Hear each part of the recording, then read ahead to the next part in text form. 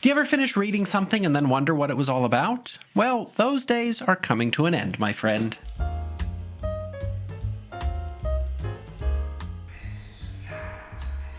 Writing with Andrew. I know how you feel about that now, but I just don't think this is the time to rename the show. What? Well, anyway, as we all know, this show is called Writing with Andrew, which is a name that gives you a pretty good idea of what the show is about.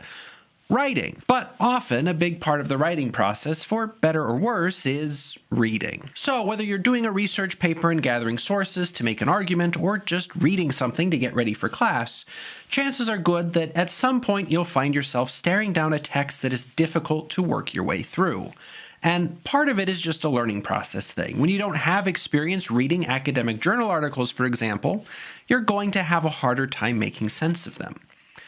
But I also kind of think maybe there's some kind of extra psychic disruptor field at work in schools, because I remember struggling with articles and books as a student, and now that I'm done with all of that, those same articles and books are as clear and understandable as anything. But even if there aren't disruptor fields at work, the pressures of reading for school or for a major project are just different from when you're reading for yourself. And I think one of the most significant challenges that less experienced readers face is that they just don't quite know yet what they're looking for. For example, sit student me in front of an article about some rhetorical theory or something, and I'll start from the beginning, make some notes about the few sentences that I really understand, and then go to class hoping that nobody makes me say anything about the 80% of the article that was just words I recognized but couldn't really make sense of. And I've observed a similar kind of thing among student readers since. Their focus goes right to individual sentences, or, in a context where they're giving feedback to each other, to largely unimportant issues like commas and spelling, while they totally miss the actual point of what they've read. To borrow the old metaphor, less experienced readers can tell you a lot about the branches of a few trees, but they really can't tell you much about the forest. And on some level, there's really nothing wrong with that. I think it is better to get what you can from something than to not even try because you think you won't get everything. Learning anything at all is better than learning nothing, but of course, learning a lot is better than learning a little. And that's our goal for today. More specifically, I want to share a handy tool with you that can help you to check your reading and make sure that you really understand the most important aspects of the things that you read. And of course, that tool, if you'll excuse my French, is the Rhetorical Précis. The first time I encountered the Rhetorical Précis was also the first time I ever taught a writing class. I was a brand new graduate student getting ready to teach a first-year composition course, and part of the curriculum that I was supposed to teach was an annotated bibliography assignment that required students to write out a rhetorical précis for each of the sources they wanted to use in their papers. And since then, I've learned that while people talked about précis before, the form of the rhetorical précis that really gets taught all over was formulated by Margaret K. Woodworth and published in the autumn 1988 issue of Rhetoric Review.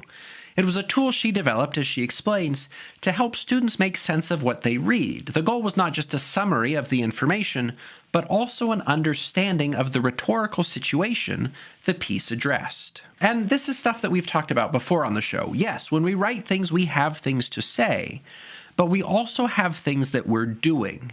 And a really thorough and meaningful understanding of, say, a journal article will involve not just a summary of what the author said, but an understanding of how they're addressing their rhetorical situation, or what job their article exists to do. So sure, an article might say a lot of things about the extinction of a certain bird species in the Amazon, but why did the authors write that article? What was their purpose? Well, probably to gather knowledge and information in order to guide conservation efforts. That's not just information for information's sake. It's information presented in order to get something done. And this is what makes a rhetorical précis distinct from a summary. It encourages you to think about what a text says, but also who wrote it, who they wrote to, and how the piece is put together. So again, it's not just what it says, but also how it works and what it does. And in even just a few seconds of Googling around, you can find templates of the rhetorical précis all over the place. So I'm not going to spend too much time repeating what others have done so well, but I do want to show you how the Précis works and why it's a helpful tool for making sure that you really understand what you're reading. Woodworth explains that the Précis is a 4-sentence description of how a piece fits in its rhetorical context, and the first sentence begins with a brief description of the author and of the piece's overall rhetorical purpose. For example, in the video Elevate Your Writing by Clarifying Your Motives, Writing with Andrew, a random internet person with a YouTube channel, argues that people can improve their writing by thinking about why they read and then making sure that they write things that they would want to read. In its simplest form, this is the purpose of the text in question. We have a sense of who the author is and a straightforward description of what the text is for. If you get nothing else, as long as you get this, you get the main point. From there, you write a second sentence that explains how the text develops its main point, like with a description of the major sections or subpoints in the text, maybe something like this. Andrew supports this argument by explaining the difficulties new writers face when it comes to writing engaging work, asking viewers to consider their own motives for writing, to compare those with their motives for reading, and then to make sure that they prioritize readers' motives for reading, like making a human connection, over their own writerly motives, like getting lost in complex world building at the expense of telling a story. So see, here you have to demonstrate a good understanding of the structure of a piece.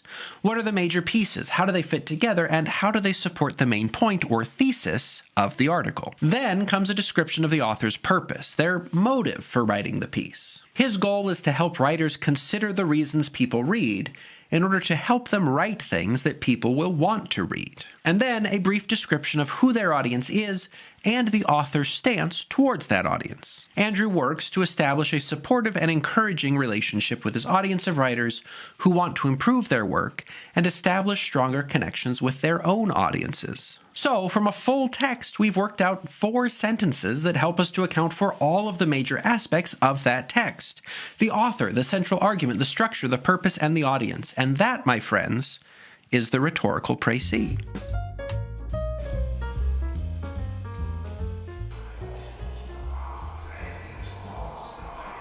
Yeah, that's a fair question. Well, of course there's not just a magic tool that can make you understand anything perfectly with minimal effort. School would be a very different experience if there were. But the value of the Précis is in the way that it trains you in what you should be looking for, and what you should prioritize when you read. And this is honestly maybe one of the more valuable skills you can acquire. For years and years, I read every solitary word of a text. I got hopelessly lost in little details, and then I finished with a foggy understanding at best of the argument. With time and practice, though, I've learned how to look for what matters most for understanding a text. And that's something that the Précis can teach you to do pretty well. By practicing with the Précis, you don't go into a text to read every word.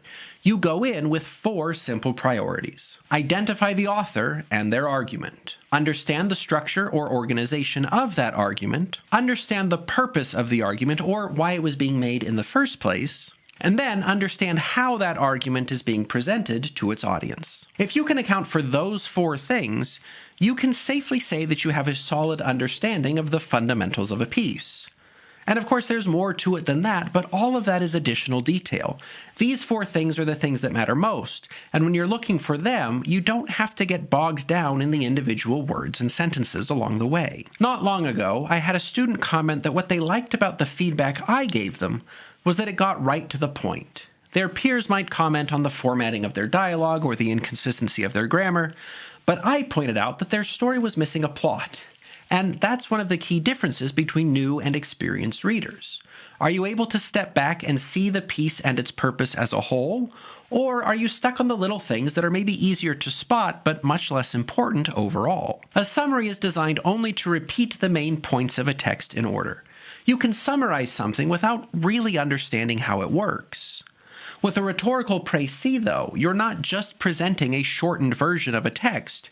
You're presenting a deeper understanding of the job that text exists to accomplish.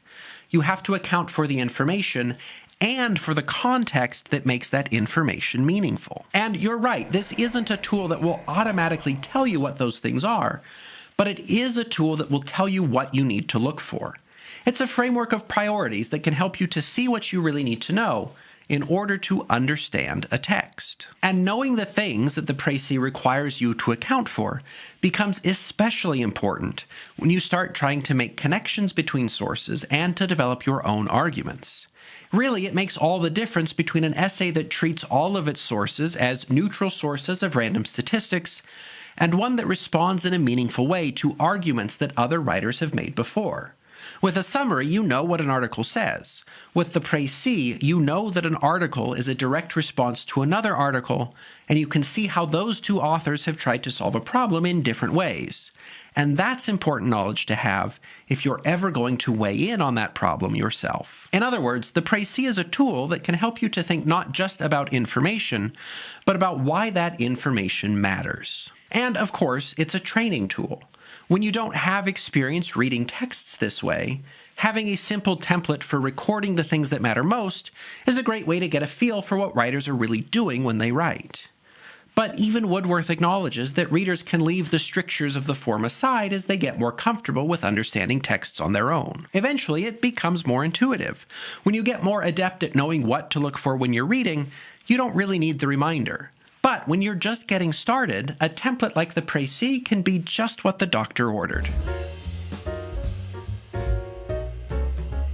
When you're trying to understand a difficult text, it's easy to get swamped by the details. I've seen lots of readers get stuck trying to understand a single phrase or sentence, and it's a frustration that could be avoided if they just step back and look at what the whole paragraph is trying to do. Context is clarifying, and the rhetorical précis can be a useful tool for attuning yourself to context. It's a tool that asks you to think about not just what a piece says, but also what that piece does. Because it's far more useful to understand what an author is arguing and why they're arguing it than to understand that confusing sentence on page 17.